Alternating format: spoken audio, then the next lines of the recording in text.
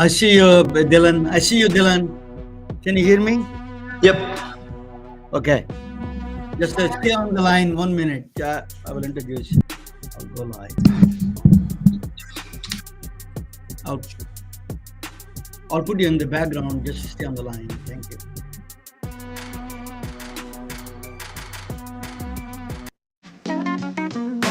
Netflix on the screen, healthcare in between, physics, art, and math got us down this path. Historical tales come alive, where science and stories dive, blended facts with heart, knowledge from the start. Need bridge blues we sing to the future memory. Health and science in the mix. Maybrick's got the fix. Complex subjects made right clear. now Every episode in ways that we actually acquire the leads the way. and ways that make me more efficient. In the world of digital streams, turning knowledge into dreams. Through the tales of old, new stories unfold. Thank you so much for joining with me. It is truly an honor and a privilege. MedBix Webcast is a new kind of healthcare media channel to break the silo mentality and foster interdisciplinary thinking. Our mission is to fill that gap and to create a curiosity through different lenses, tapping the passion that guided the historical figures in medicine and bringing present-day groundbreaking research to the front lines. We interview physicians and leaders in the industry about present-day healthcare challenges on our live programming. Hey, welcome to the MedBix Webcast. This is Ramana Anamaraju. I'm the host. We need while bringing the technology, we also need a bringing technology therapy for all of us. Is that much pressure nowadays? Technology, the pressure to think about non-technical people, how much pressure that it creates. But anyway, that's my blues for today. Let me talk about this artificial intelligence. Everybody buzzing around this topic. Actually, the first topic in healthcare, I interviewed on my channel Dr. Robert Pearl. He wrote a book on the ChatGPT MD. He wrote a book on it. And then after that, Harvey Castro was talking about quite a bit. He wrote a lot of books on the healthcare and AI. I think, it's a challenging, to be honest with you. Then they said that artificial intelligence, AI, passed the USMLE test exams for the licensing exam for the medical profession for a doctor. Doctors are nervous. They're worried about their jobs. They think that AI is going to take over. We don't know what is going on. What is the potential of AI? So, there is a lot of one of the things is when you talk about AI, there's two things. One is the hardware and the software. There is a special kind of hardware, graphic processing units. I read a little bit about the hardware part of it, but I have an expert now coming up. His name is Dylan Patel. I saw him on Lex Friedman. He writes analysis, unbelievable. I mean, I was reading his blogs. He gives quite a bit of extensive analysis on the process. So I'm going to bring him and let him explain a little bit. He is very well known in Silicon Valley. His analysis are wonderful. I hope he's not going to go too technical. We are all there are most of the people who are watching in healthcare people, so he's going to be kind to us and explain a little bit lower version of technical knowledge. But he's going to explain a little bit about we need to understand what the AI and what the AI hardware infrastructure requires. And what the DeepSeek is coming up, that's what they said that, they changed the dynamics from China. So we need to talk with him. Let me bring Dylan Patel on the line. Hey, welcome, Dylan. Can you hear me? Hello, how are you? Good. Dylan, Thanks for having me on. Nice meeting you, Dylan. Give me a little bit of your background. Where are you from, and where were you born, and how did you end up in Silicon Valley? Sure. So I'm from Cairo, Georgia, which is a rural town in Georgia. And I grew up there in rural America, and then I sort of ended up in the Valley as I started my company outside of the Valley, actually. But then I moved here more recently, right? So the story of sort of me getting to the Valley is actually more me being in Asia, right? In Taiwan, Japan, Singapore, focusing on semiconductors before I ever moved over to the Bay. So I wanted to ask you, you're from Georgia. He said, I'm from Georgia. I'm from Atlanta, Georgia. I lived in Georgia most of my life. So what part of Georgia he said? Well, I'm from Cairo, Georgia, which is a rural part of Georgia. Not Like not really actually not really in the southern same Georgia. area as Well, Atlanta, but I do know Atlanta well. okay. Well, that's somewhere in the southern Georgia. Where is a Griffin? Or you? I lived in Atlanta most of my life. Actually, I moved here also, like you, for 4 or 5 years ago. I moved here. But maybe you can see me that much better than let me. Yeah, let me. Okay. Okay. Let me. How do I do this? Yeah. Let me do that. This is a little bit of a tricky thing. Okay.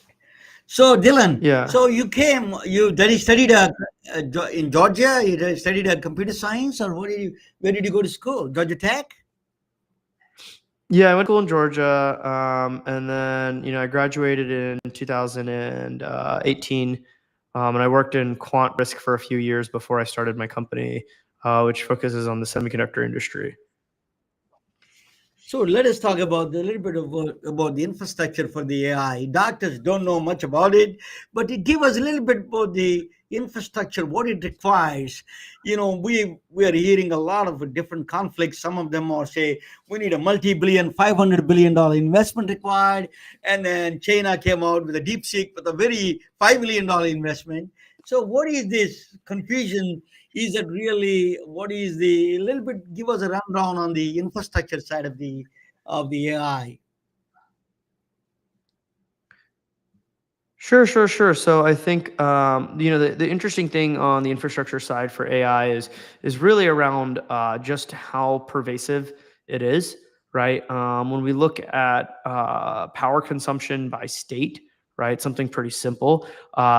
There are certain states where more than half their power is going to be consumed by AI just in the next few years, right? So while many states won't have too many data centers, some states will just be there'll be data centers everywhere, right? And all of these data centers and all this compute will be leveraged on all sorts of areas, right? Today we already see nascent uses of AI in things like drug discovery, and that's only going to get stronger, right? But there's also a lot of things in genomics, biogenomics, proteomics, use of AI, and that so at least in the medical field, there's a lot of use.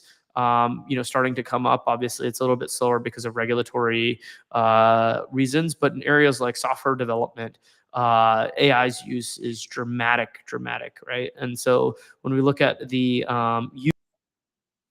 use of AI within industries, different rates, but it's pretty clear with the pace of AI innovation, right? How fast the AI models are getting better.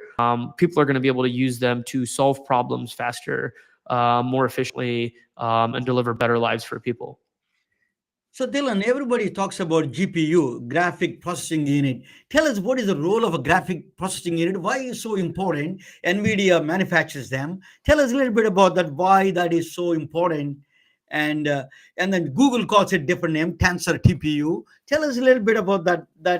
Not too much details, but the technical, just a basic high level description. Yeah, I think when you zoom out from computing, there's sort of just a couple different kinds of chips, right? There's CPUs, which are generally what you find in most everyday devices and laptops, etc. And they're good as doing one thing really fast, right? And so you have CPU cores, you have just a few CPU cores, and they do some things really fast.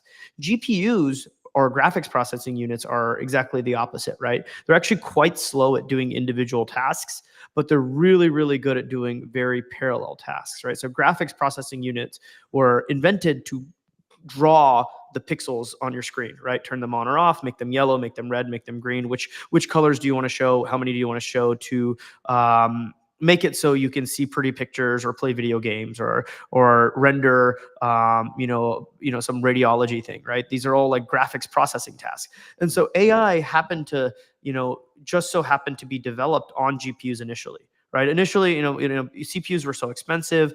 AI requires a lot of compute, and then everything else was very specialized and expensive. So there's these famous AI researchers, Ilya Sutskever, Jeffrey Hinton, and Alex Krasinski. Right. These guys made AI, the first AI model that we would recognize as similar to what's today, called AlexNet. Right. And all it did was recognize images better than humans can. And they did this on a graphics processing unit from NVIDIA, right? And this is because, well, CPUs were really slow because they're really focused on a single task. GPUs are focused on doing many tasks at once. Now, initially, GPUs were used for graphics, and it just happened to be okay for AI. But now, if you look at the best GPUs that NVIDIA makes for AI, they can't even do graphics processing, right? So they're still called GPUs, because they share a similar architecture, but they're not able to render pixels. That's not what their task is. They're actually just focused on AI processing. And then around the same time that NVIDIA made their GPUs start being focused on AI, around 2015, Google also did the same thing, but instead of using GPUs, they made their own chip called the TPU, right? And so this is where sort of the initial waves of AI hardware came from. And now today, every Google search runs through a TPU. Right. Is it a different name? Is it just the name itself, or is it a functionally different way it approaches the problem? TPU. So the problem at its core is is multiplying and dividing and summing a bunch of numbers in parallel, right? And so in that sense, the TPU is very similar to a GPU, but in many ways the architecture is different, right? GPUs use use various, like the microarchitecture. I don't know how much you want to get into, but they're both really focused around multiplying massive matrices of numbers, right? That is the base thing that they do. And so yes, there are a lot of differences between the two because of lineage, because of how you program them, right? NVIDIA's focus is, I have to serve every company in the world and help them do AI. So I need to make it really, really easy to program, and I need to make it so every generation is compatible. Whereas Google is focused on the TPU is just for me and just for my workloads and just for a number of them. So I'm only focused on making it programmable for my team. Yes, I do try and sell them some, but I'm really focused on, and I'm only focused on one use case, which is AI. Right. Whereas NVIDIA has to focus on, yes, AI, also has to focus on image generation, has to focus on, all sorts of things related to simulations. So NVIDIA has a wider net that they have to target. So the neural network is supposed to be, it's not exactly the brain's neural net, a combination of a kind of a copy of the neural network of the brain, but it's not true. But the GPUs are meant to, these networks, to compute these networks, right? That's a neural network. So find a solution, recognize the images or anything like that, radiology or any images. These are GPUs are more useful to do the neural network kind of architecture. Yeah. So neural networks are, the way you can think of them is it's a major, huge numbers of numbers that you're multiplying. You're doing a simple operation. You're multiplying, you're adding, right? And then you're normalizing, right? You're either taking a average or a sum and then you're maxing the number, whatever it is. These are the simple operations that you string together, and you do billions, if not trillions of operations every time you go through one of these large language models, right? You go through billions or trillions of calculations, depending on the size, right, of the model.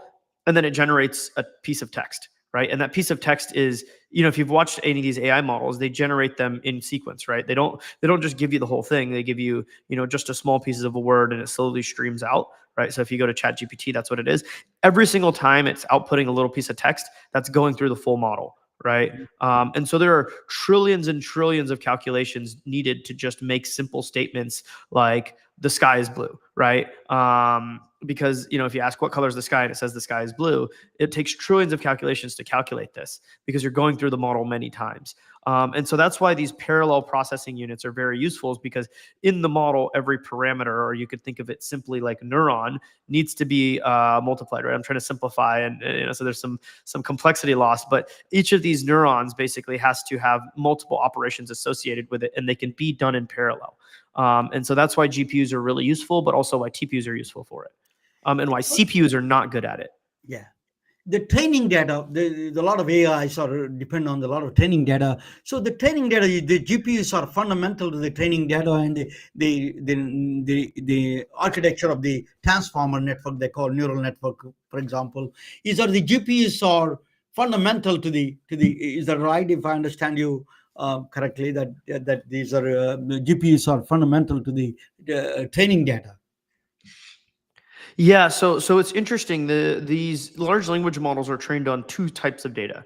One is literally everything on the internet, every book that's ever been posted on the internet, every scientific article, every post on Twitter, every post on Reddit, right? So all the way from social media to informational content, transcripts of YouTube videos, everything on the internet, it's trained on that first. Right. And then it's trained on a second set of data, which is much smaller. The smaller set of data is specifically labeled, right, by people, right, and it's designed to give you instruction following and safety and all of these things, right? Like if you ask the models to say something bad, they'll refuse because that's in that second set of data. If you ask them a question, oftentimes it won't just ask more questions, right? It won't answer with more questions because that's if you look up questions on the internet, oftentimes they're in the list of questions. Instead, it'll give you the answer, right?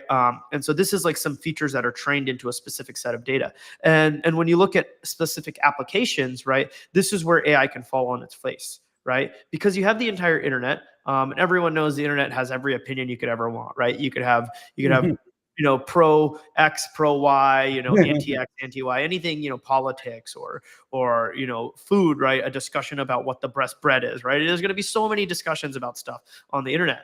But then the specifically labeled data is the sort of like what you want the AI to act like. But the challenge is getting this specific data is very costly, right? It's cheap to just take everything from the internet, right? It's very expensive to have very specific data labeled by experts, right? And so when we look at applications like the medical field, well, yes, the model has read every single medical journal ever, right?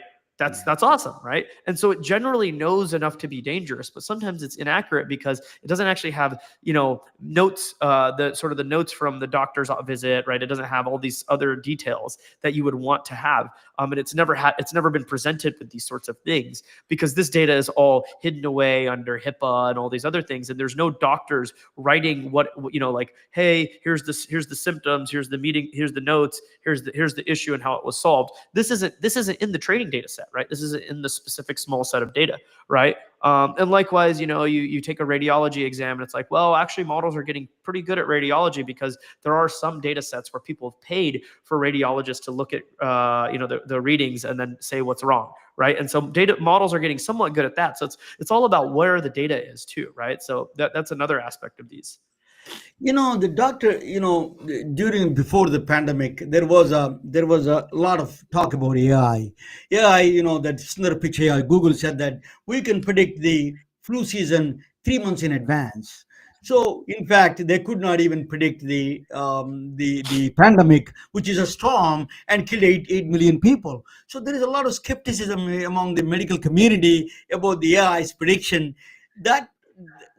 What changed that prediction? Now you're all confident AI guys. What changed that prediction now? Tell me that a little bit.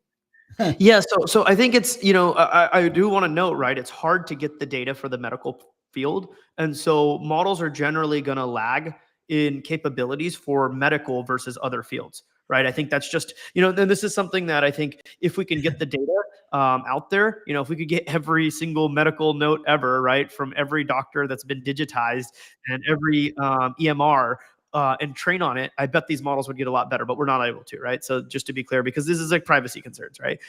So the reason why we're so excited about AI is not because the data is getting there slowly. People offer up data. Hospital systems will work with a model company to train a model just for them. Like these sorts of things will happen over time. But more importantly, the internet data has been there, right? And people have had that for years. But in 2020, no model could write code, right? No model could even talk to humans well, right? By 2022, 2023, they were starting to get okay. Now we're in 2025 and the software engineering market is horrible, right? If you know any software engineers who are just graduating, it's very hard to get a job. if you know any, people that are, who have been laid off, and the market is tough. Like the wages are not going, their wages are in fact not even going up. They're kind of flatlining because AI is so useful in software engineering today, because the models have improved so much in capabilities, in scale, their ability to learn, and the data sets provided to them, they're able to learn from them and actually do parts of the job. Are they replacing programmers outright? No, but they are making programmers much more efficient. Right. And so this sort of, is the hope that AI can, there's some bad ramifications, right? People not being able to find jobs, but, the flip side is developing software is much cheaper now. And the medical field has real big problems in America with how expensive the medical system is. And there's got to be ways to help improve the cost. Now, most of the cost is in administration, right? I think you know that. And so, there's a lot of administrative tasks that people are trying to push models into. And that's really where I'm most excited about it, is because administrative tasks have less regulatory burden, right? There's less risk if something goes wrong. And so this seems like the right spot. And so when we look at like the insurance claims industry, right, there's a lot of AI integration already happening there. And maybe there's like, for the doctors out there, it's like, oh, well, my claims are automatically getting rejected by AI instead of a human. This is possible. But I think that things will get better and more efficient with AI, and there's a little bit of going to be growing pains. People are going to hate it, but at the end of the day, society itself is going to change, right? AI is, the intelligence level of AI is huge. Yes, it gets stuff wrong. It'll get stuff wrong less over time. It's not going to happen in the blink of an eye. Like many people in Silicon Valley, I believe, but it is going to happen, and we are going to get more efficient as humanity. Dylan, you used a word called ha movement. Movement is that AI kind of it doesn't need to be trained on a particular data. It is started thinking on its own without a training with that particular data. That the trained data is actually never trained on those data, but still is answering the questions. That is a really very strange, and it is a kind of intelligence, is exhibiting a kind of intelligence, right? Yeah, so I think there's two different things, right? Like when humans don't need to read the exact text or see the exact thing to be able to predict what happens, right? Now, obviously, if you've studied something a lot, you're going to be a lot better than someone who studied it a little bit, right? But I could read a bunch of papers about diabetes and then all of a sudden start opining on what the best type of insulin is for a patient, right? That doesn't mean it's the right answer, but I can definitely give opinions. And hey, a lot of the times I might even be right. Right. But I'm definitely not a doctor. Right. And so this is sort of the case, right? Like, it's, there's doctors and they're trusted with a certain level of stuff. PAs are trusted with a certain level of stuff. Nurses are trusted with a level of stuff, sort of. And then, CRNs are trusted with a level of stuff. They've all had different levels of education, but they've learned some stuff. They've generalized and they have opinions. And this is the way models work too. I think, yes, it hasn't seen the exact same thing, right? That's because it's generalized and learned generally what's up with that field. It's read every paper about insulin, right? So it has opinions, right? Even if it hasn't read every paper about insulin, it still has opinions because it's a model, right? Humans are just like this too, right? But what's interesting now is that models are starting to develop the ability to think in a chain, right? Before they give an answer, right? So before, models were put in data, get You answer. think it is thinking, that what you're saying? It is. Yeah, so AI is thinking.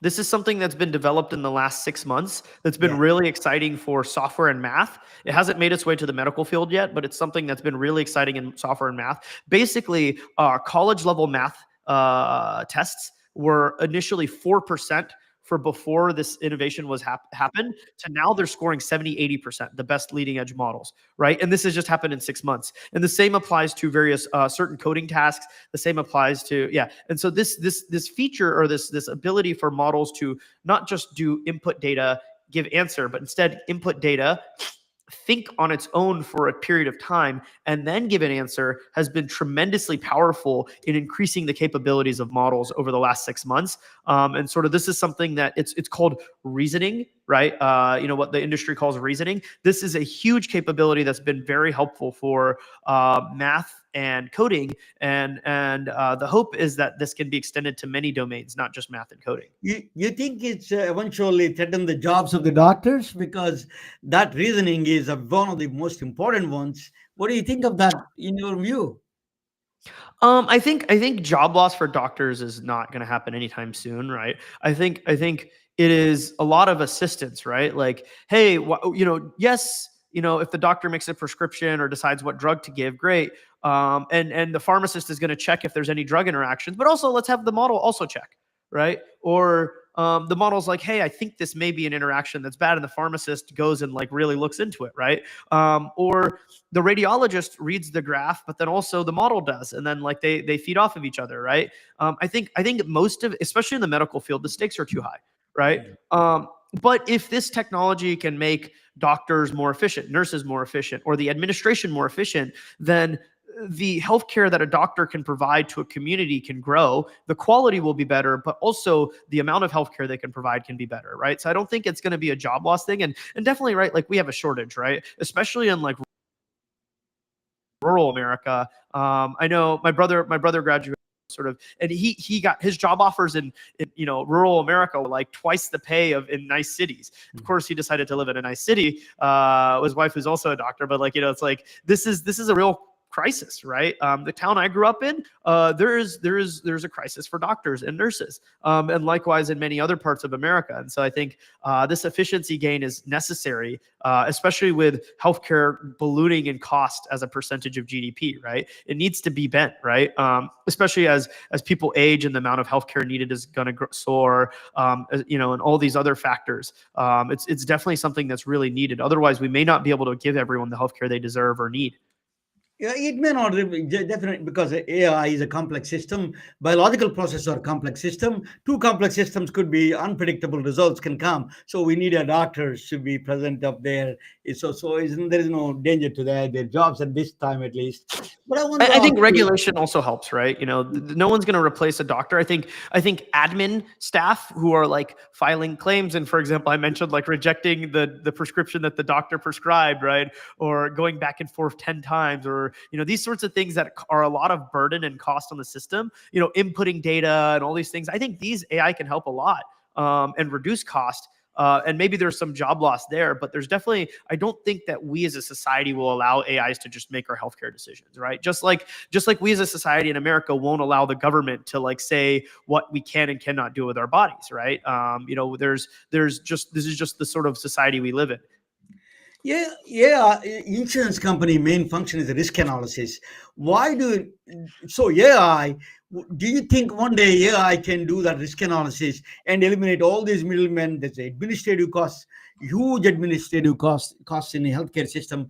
It can eliminate eventually. AI is it possible that insurance companies could disappear eventually in the future? I doubt insurance companies will disappear, because just like the many aspects of the medical field, the insurance companies have been regulated into law, right? So we would need a dramatic change of how the legal system works to make insurance companies less powerful. Likewise, pharmaceutical companies continue to get extensions on their patents for certain drugs that are 20 years, 30 years old, right? 40 years old. So they're not going to, just because it would be possible doesn't mean that it's possible in the framework of how our sort of society is set up, and changing the laws is very difficult. There's laws are secondary. I mean, laws are important, but I think the natural progression is advances automatically solves the problem. Let me ask you about the AI's role in general. You told that it reduces the administrative costs.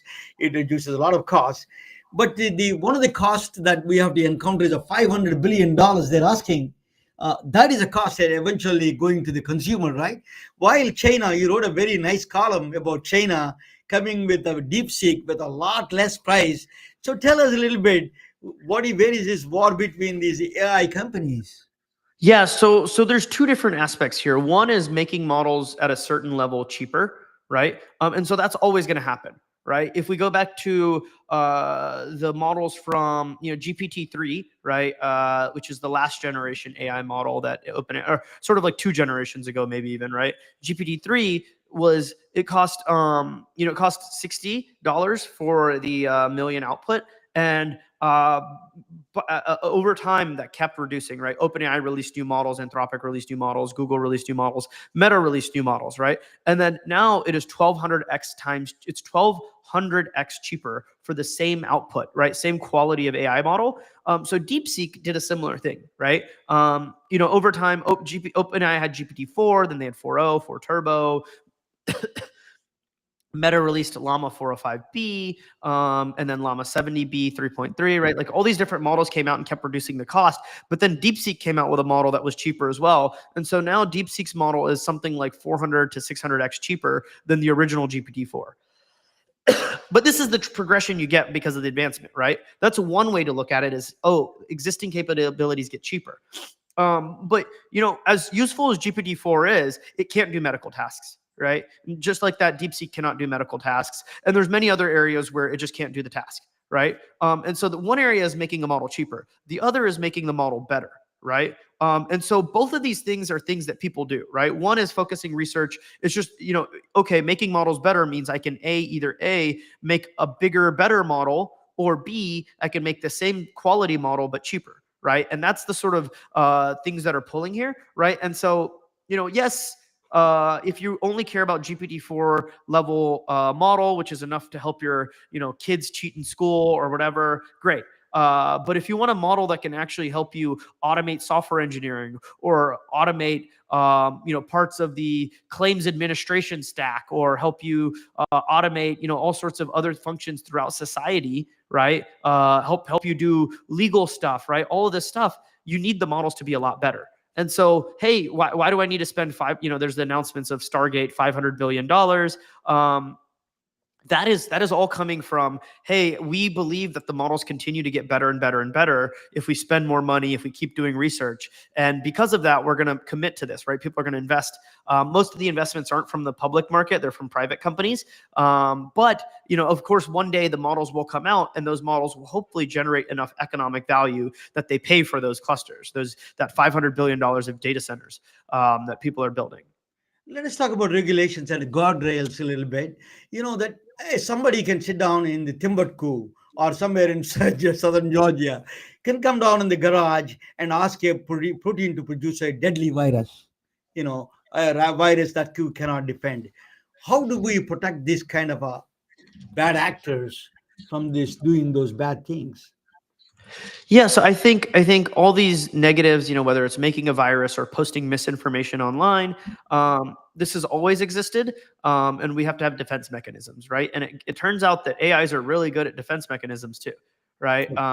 You can go ask AstraZeneca, and COVID vaccine was developed with the help of AI, right? So this is AI helping protect us from coronavirus, whatever the source of coronavirus was.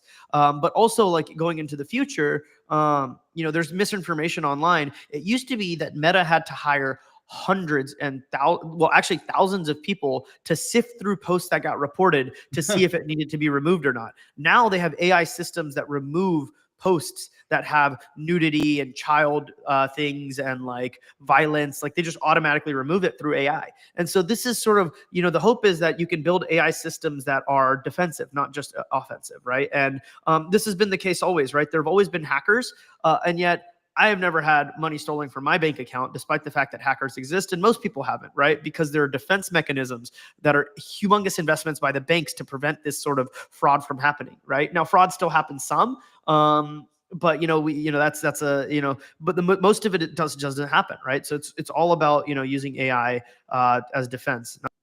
But there's a new kind of scammers. Yeah. Can you hear me? Yep. There are new scammers coming in the picture, bad actors, scammers, romance scammers, technology scammers, that say Microsoft support, the Amazon support, all these things from all over the world. There's a lot of scams. Why not technology and AI prevent this assault on American public? it's a constant public. There's a billions of dollars lost from a woman. Most of the woman, that 70 years old woman, they trick them into somebody else pictures. They post them. This is a kind of a assault on the public without any guardrails. How can the technology can protect these people? That's the first and foremost thing, right? Protect this human centric design has to be done, right? Technology always can be used badly, but it's also generally lifted people's lives up and made Yeah. them better, right? So while technology, whether it's cars making people who took care of horses lose jobs, or car crashes killing people, but then there's all sorts of technology around airbags and stuff, so it's actually safer than ever to drive on a road. All sorts of technologies, can hurt humanity, help humanity, and it's technology is not in its own negative. The use of it can be, but we can always build ways to make it Is it positive. difficult to put a technical barriers for these kind of scams? That without using the abstract word. So technology, it does good and bad, but actually, in fact, can they tell you these are the people coming from a country? They are not telling that they are coming from Georgia, rather than they're coming from Nigeria or some other country they're coming from. So you can tell the differences between these scammers. AI cannot predict the differences between them. Yeah, I think there's AI models that can be used to recognize fraud, to recognize bad actors, and this is a business to be Yeah. made, right? There's defense companies across standard computing, right? There's cybersecurity companies, and there's going to be AI cybersecurity companies that get built and protect humans. Yeah, that's sort of like the Yeah. what's going to happen, right? Let us talk about I think yeah. Let us talk about positive things. One of the things I'm crazy about drones, because I just mentioned to you the drone. We are getting older. Your father, grandfather, me, and everybody. A lot of America is getting older, and baby boom generation. We don't have enough resources to. We don't have enough resources to um, provide all this huge demand on the healthcare services. Can we use drones to deliver medications? I mean, they are using it, but there's a lot of restrictions. They're not widely used, or deliver food, or deliver emergency like defibrillators. Can we do that through the drones mechanisms?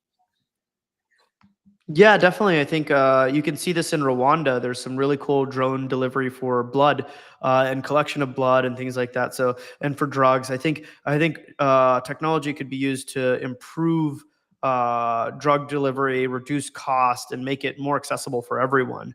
I think that's the real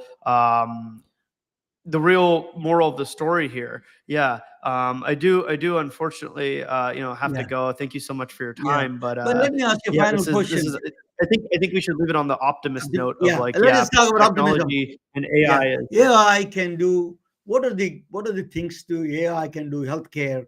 You think reduce the cost of the healthcare system? That's a huge exuberant cost in healthcare. Your brother is a doctor. He knows that, and the doctors are not happy. Patients are not happy. Insurance company, nobody is happy here. Why you think AI can change that scenario? This is a right now we are positive. I was strongly feel AI can help some of these burdens, the administrative burdens, as you mentioned, is can reduce that can free up the doctors. So give us your final analysis on the health AI, uh, and the AI benefits of healthcare. yeah, I think like it goes back to like, yeah, you can reduce the cost, whether it's through administrative cost. You can administer better healthcare because the doctor can work in conjunction with AI, the nurse can work in conjunction with AI. I think you even need robotics who can watch elderly when there's not enough nurses around. I think there's a variety of ways that healthcare can be improved with AI, and hopefully lead us to sort of have better visibility in that way. Dylan, you did an excellent job, and you write your blogs are wonderful. I read it, a few of them. You give an excellent analysis of the good things and about the AI and all this hardware. I don't understand all the technical words, but a lot of these, some of the things that your analysis is an excellent. So I think we need to give a AI benefit, and the skepticism is always there, but AI can do wonders, as you said, that movement. That's a aha movement is came into the AI. It's thinking. It's a thinking model is coming to the AI. I think it's a enormous benefit to the humanity itself all over the world, including India and other countries where there is no access to doctors. It could help. AI could help. So I let you do the final word and then let you go. Thank you so much for joining with us. It is a truly an honor. Yes, thank you so much for having me. And yeah, you can check out my Twitter or website if you want to see more. But generally, yeah, we focus on AI infrastructure and server supply chains, and data center supply chains. So I think it's a bit different audience, but hopefully people enjoyed this conversation. I sure You did. Thank you so much. Thank you, Dylan. Good night, all of you. We are retelling their stories through our patented designs that can be worn on scrubs, t-shirts, printed on conference bags, and endless other promotional materials. Daily Wear for Medicine is the first ever of its kind to create curiosity in medicine through visual art. We at MedBricks are celebrating unsung heroes of the past who made enormous contributions to the field of medicine through our unique campaign called Daily Wear for Medicine. You can wear it, carry it, and give it.